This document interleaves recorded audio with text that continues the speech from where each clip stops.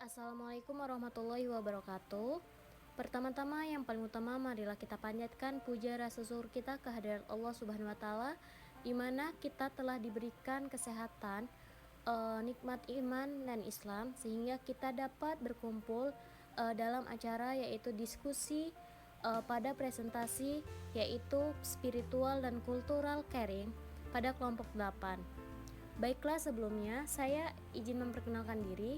Nama saya Khalifatus Sakinah, saya sebagai moderator pada kelompok 8. Dan saya juga ingin memperkenalkan anggota kelompok saya yang pertama yaitu Ayuni Sulistia, Rizka Wardatul Aini, Feni Barnia, dan Mufli.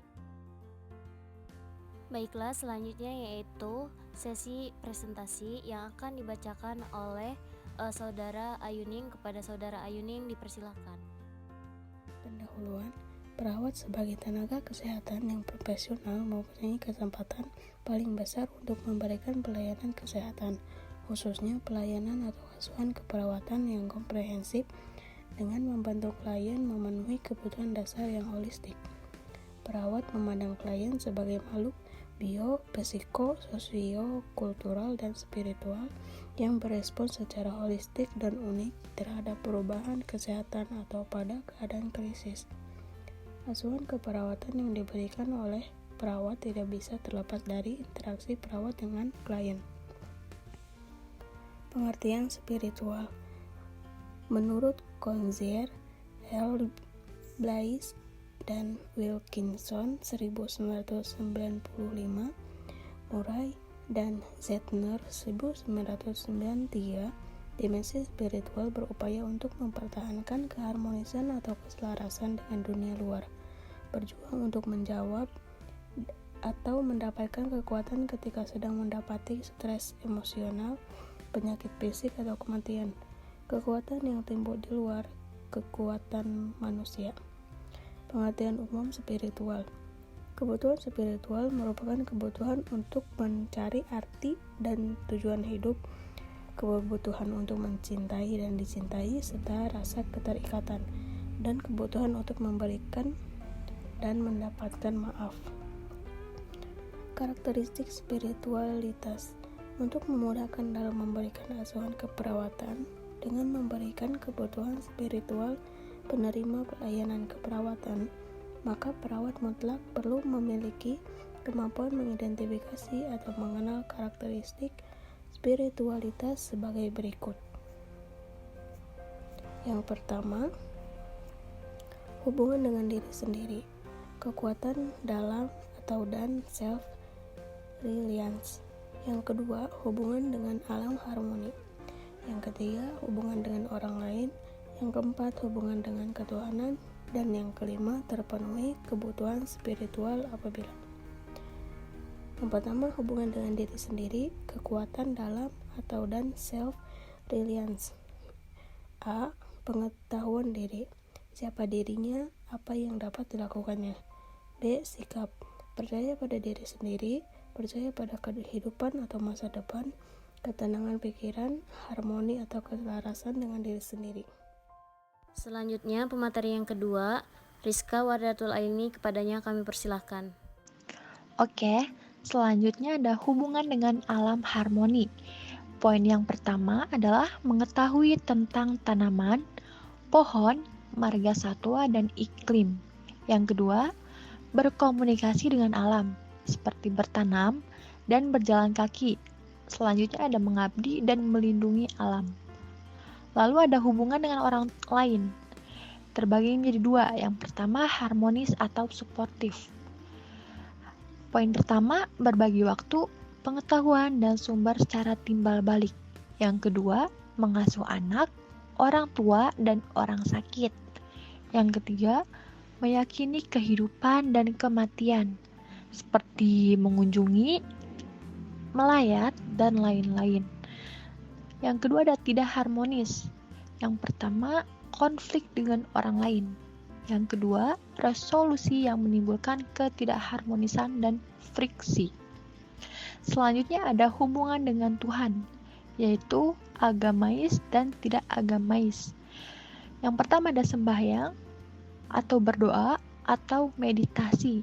yang kedua perlengkapan keagamaan, dan yang ketiga bersatu dengan alam.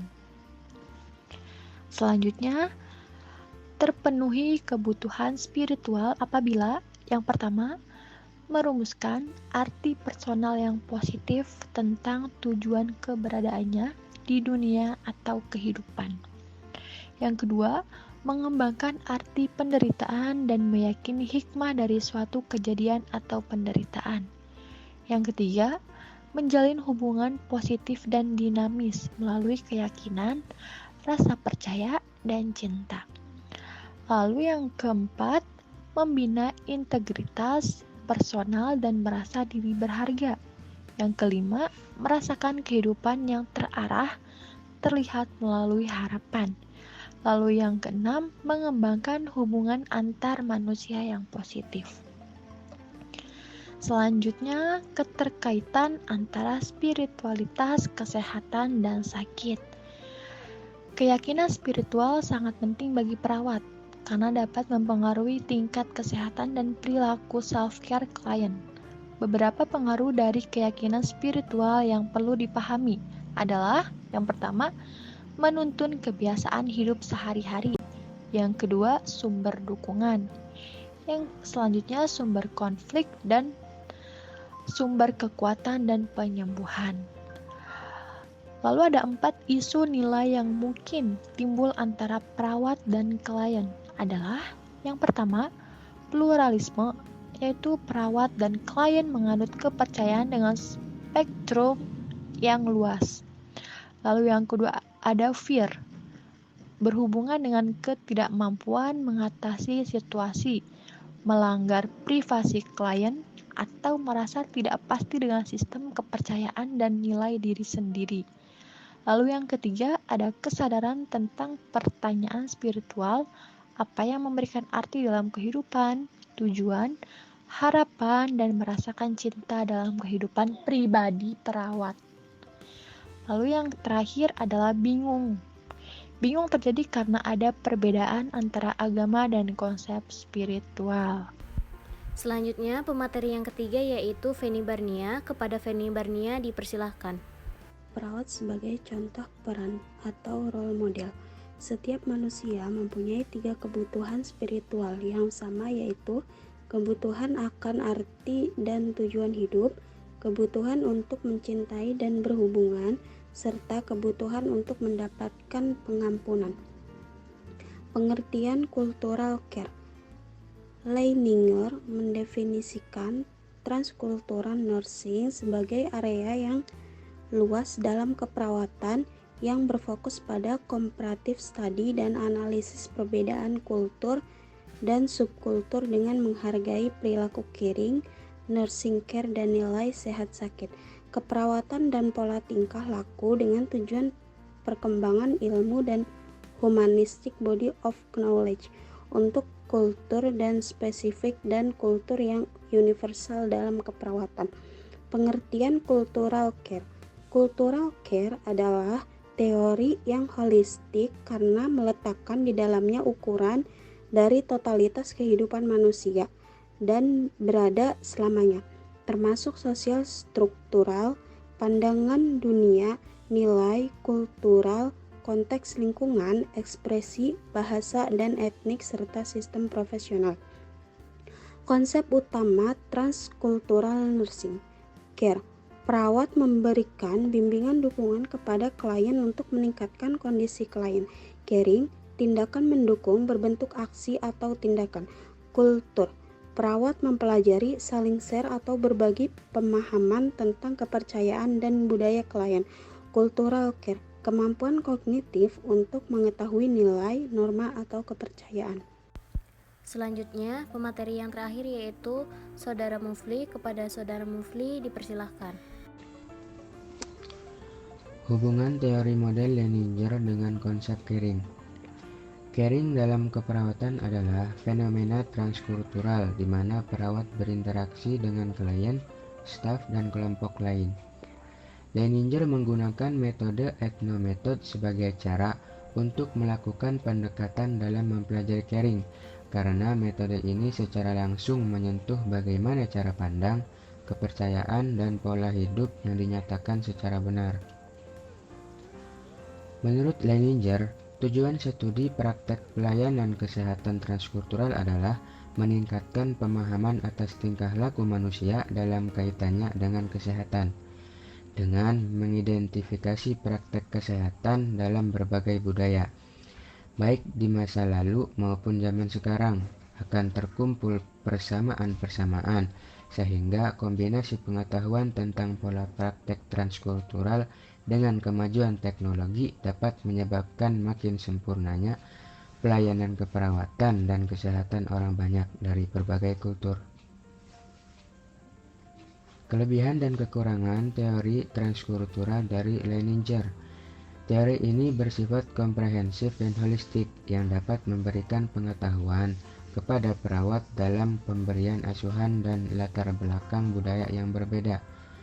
Teori ini sangat berguna pada setiap kondisi perawat untuk memaksimalkan pelayanan model-model teori lainnya, seperti teori Orem, teori King, teori Roy, dan teori lainnya. Penggunaan teori ini dapat mengatasi hambatan faktor budaya yang akan berdampak terhadap pasien, staf keperawatan, dan terhadap rumah sakit.